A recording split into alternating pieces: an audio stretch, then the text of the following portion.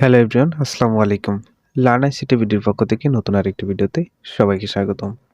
আজকের ভিডিওতে আমরা শিখব ডেস্কটপ অথবা ল্যাপটপে কিভাবে আমরা আমাদের ফোল্ডার আইকন চেঞ্জ করতে পারি। ধরুন এই যে ফোল্ডার আইকনটি রয়েছে, এই ফোল্ডারের আইকন বা এই চিহ্নটা পরিবর্তন করা যায় কিভাবে। তো চলুন কথা না বাড়িয়ে চলে যাচ্ছি মূল ভিডিওতে। মূল ভিডিওতে যাবার আগে বরাবরের মতো একটি রিকোয়েস্ট, যারা এখনো আমার চ্যানেলটি সাবস্ক্রাইব করেননি দয়া করে চ্যানেলটি সাবস্ক্রাইব করে নেবেন, আর যারা অলরেডি সাবস্ক্রাইব করে ফেলেছেন তাদেরকে অসংখ্য ধন্যবাদ। তো যখন আমি যে ফোল্ডারের আইকনটা চেঞ্জ করতে যাব মাউস থেকে, সেই ফোল্ডারের উপরে রাইট বাটনে একটা ক্লিক করে দিব। রাইট বাটনে ক্লিক করার পরে আমাদের সামনে এরকম অনেকগুলো অপশন চলে আসবে। তো এখান থেকে নিচের দিকে যে প্রপার্টিস অপশনটি রয়েছে সেখানে একটা ক্লিক করে দিব। ক্লিক করার পরে আমাদের সামনে এরকম একটা উইন্ডো যখন চলে আসবে, এখান থেকে আমাদের সামনে কিন্তু অনেকগুলো অপশন দেখতে পাচ্ছি। তো আমাদের শেষের দিকে যে কাস্টমাইজ অপশনটি রয়েছে সেখানে একটা ক্লিক করে দিব। একটু নিচের দিকে খেয়াল করলে আমরা দেখতে পাবো চেঞ্জ আইকন। তো এখানে আপনার একটা নোটিফিকেশন দিয়ে দিয়েছে যে you can change this folder icon if you change the icon it will no longer show a preview of the folder contacts.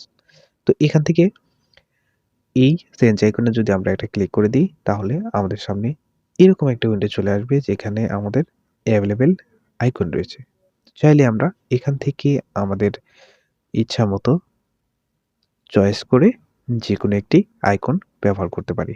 তো এখান থেকে আমি একটি আইকন সিলেক্ট করে দিচ্ছি।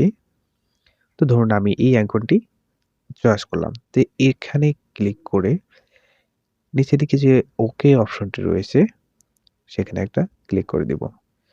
ক্লিক করার পরে একটু নিচের দিকে দেখুন, এখানে কিন্তু আমার অলরেডি ফোল্ডার যে চিহ্নটি ছিল বা আইকনটি ছিল সেটা কিন্তু চলে গেছে।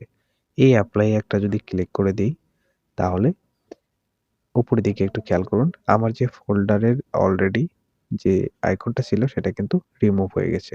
এখন ওকেতে প্রেস করে দিলে আমার কিন্তু এই যে ফোল্ডার ছিল সেই ফোল্ডারের আইকনটা চেঞ্জ হয়ে আমি যে আইকনটা সিলেক্ট করেছি সেটা কিন্তু অলরেডি সিলেক্ট হয়ে গেছে।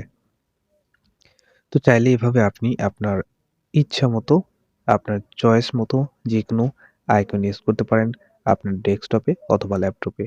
তো আজকে এই পর্যন্তই। ভিডিওটি যদি ভালো লেগে থাকে একটি লাইক দিয়ে কমেন্ট করে জানাতে ভুলবেন না। চ্যানেলটি সাবস্ক্রাইব করে দিবেন এবং পাশে থাকা বেল আইকনটি প্রেস করে দিবেন নেক্সট ক্লাসের জন্য। ধন্যবাদ সবাইকে। আসসালামু আলাইকুম।